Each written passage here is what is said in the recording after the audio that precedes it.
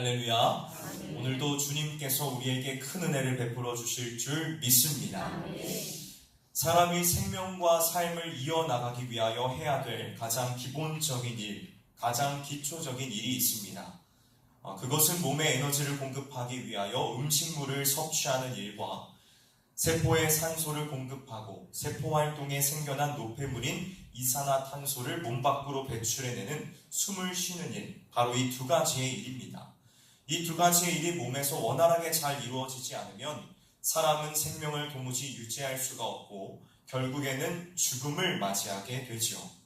특히 이 중에 숨을 쉬는 일, 이 호흡하는 일은 조금만 멈추어도 사람의 몸에는 아주 심각한 문제가 발생할 수 있기 때문에 사람이 생존하기 위해서는 반드시 필요한 일입니다.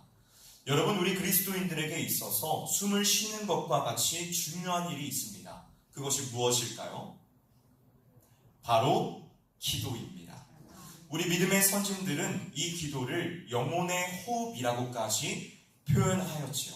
왜 그렇게 표현하였을까요? 기도가 그만큼 중요하기 때문입니다.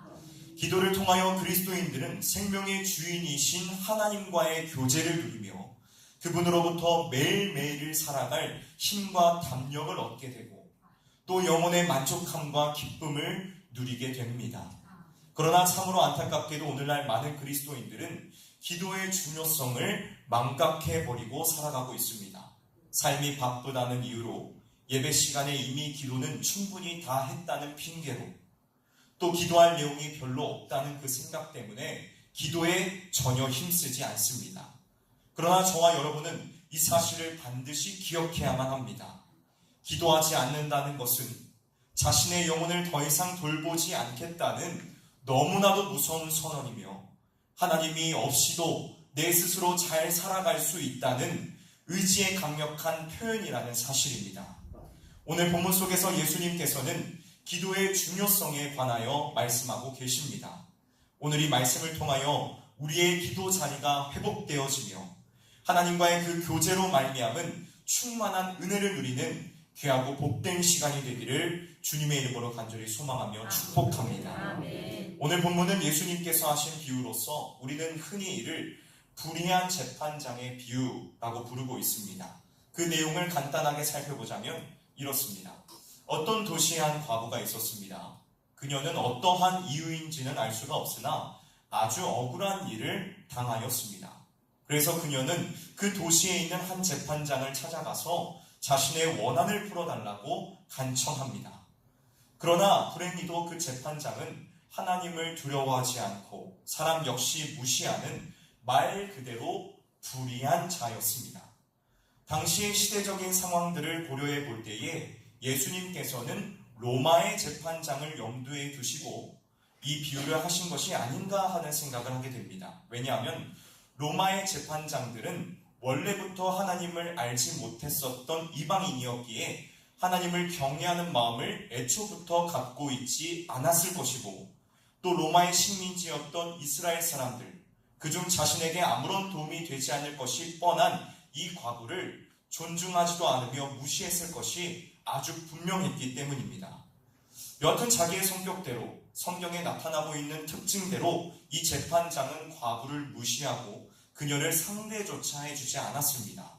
그러나 과부는 재판장에게 거듭되는 거부와 무시를 당했음에도 불구하고 끊임없이 그를 찾아가 자신의 억울함을 풀어달라고 요청하였습니다. 여러분, 과연 그 이후에 일은 어떻게 되었을까요? 일은 어떠한 결말을 맞이하게 되었을까요? 과부와 재판장 중 누가 이기게 되었습니까? 결국 먼저 움직인 것은 불의한 재판장의 마음이었습니다. 그는 자신을 계속 찾아와 귀찮게 하고 괴롭게 하는 이 과부의 끈질긴 요구를 들어주기로 합니다. 끊임없이 인내로써 자기의 억울함을 호소해왔던 힘없고 연약한 과부의 찬란한 승리였던 것입니다. 예수님께서는 이어서 이러한 말씀으로 비유를 끝맺고 계십니다. 불의한 재판장이 말한 것을 들으라. 하물며 하나님께서 그 밤낮 부르짖는 택하신 자들의 원한을 풀어주지 아니하시겠느냐? 그들에게 오래 참으시겠느냐? 내가 너희에게 이르노니 속히 그 원한을 풀어주시리라. 예수님께서는 하나님을 두려워하지 않고 사람 역시 무시했던 이 불의한 재판장마저도 끊임없이 간청해오는 이 과부의 청을 들어주었는데, 그보다도 훨씬 은혜로우시며 그보다도 훨씬 자비로우신 하나님께서 택함받은 이 백성들의 기도를 들어주지 않겠느냐라고 말씀하고 계십니다. 그렇다면 사랑하는 성도 여러분, 여러분은 지금 그 하나님께 기도하고 계십니까? 여러분은 하나님께 어떻게 기도하고 계십니까? 오늘 말씀을 통해서 우리가 그것을 함께 나누어 가기를 소원합니다. 먼저 우리는 기도할 때에 낙심하지 말고 기도해야 합니다. 어떻게 기도해야 된다고요? 낙심하지 말고 기도해야 합니다. 오늘 본문에서 누가는 예수님께서 제자들에게 이 비유를 말씀하신 그 목적에 대하여 분명하게 밝히고 있습니다. 우리가 오늘 본문 말씀 1절을 함께 읽어보도록 하겠습니다. 함께 읽습니다. 시작. 예수께서 그들에게 항상 기도하고 낙심하지 말아야 할 것을 비유로 말씀하여. 아멘. 예수님께서 이 비유를 하신 목적은 제자들이 기도하되 낙심하지 말아야 한다는 것을, 이러한 교훈을 가르치시기 위함이었습니다.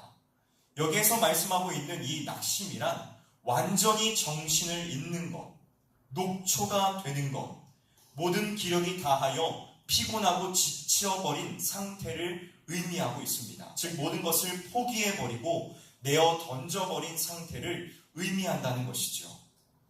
여러분, 우리가 기도하면서 어떠한 때에 낙심하게 됩니까?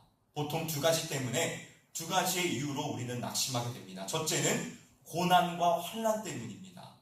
사람들은 기도하던 중에 고난과 환난이 찾아오게 되면 일단 기도를 중단해버리고 하나님을 향하여 원망하며 낙심하고 맙니다.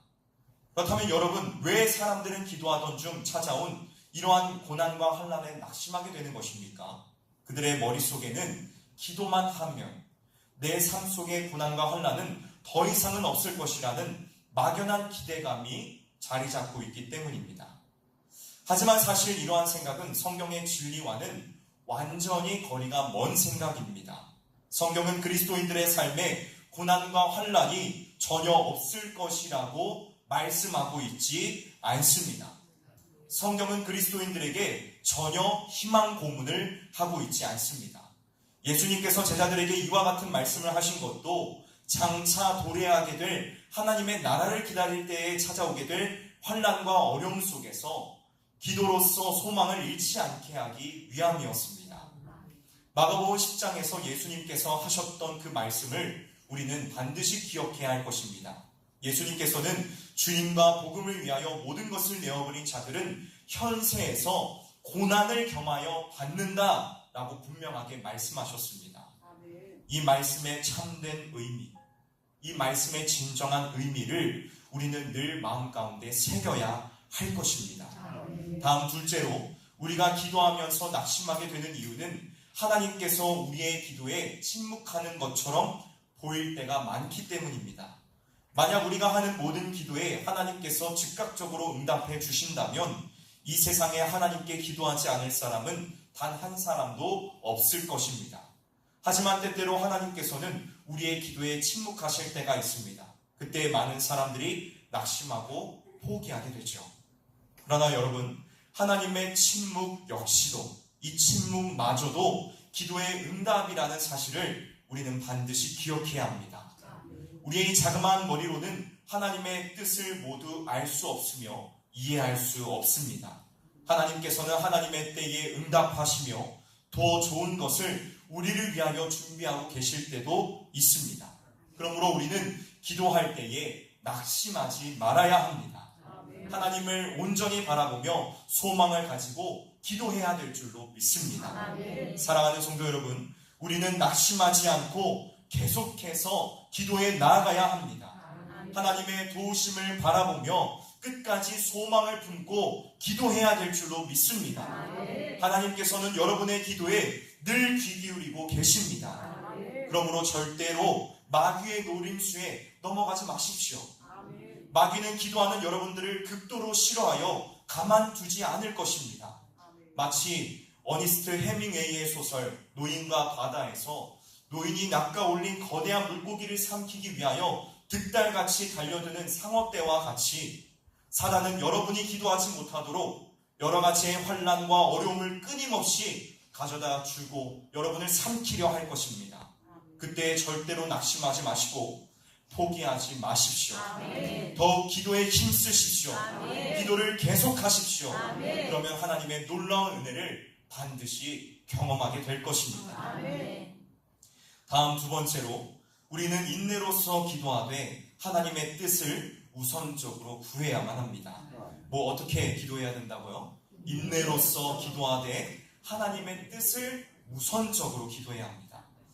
오늘 이 불의한 재판장의 비유 속에 등장하고 있는 억울한 과부의 특징이 무엇이었습니까? 바로 끈질김이 있었다는 것입니다.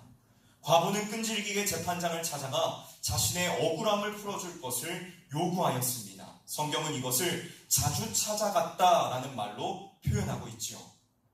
결국 과부의 이 끈질김이 불의한 재판장의 손과 발을 들게 하였습니다. 과부의 인내가 아름다운 결실을 보는 순간이었던 것입니다.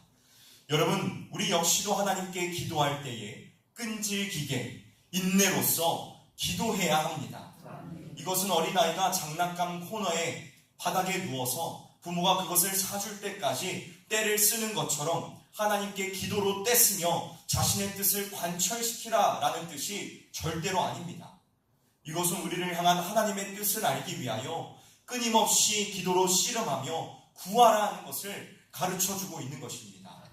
여러분, 우리는 기도할 때에 먼저 우선적으로 하나님의 뜻을 구해야 합니다.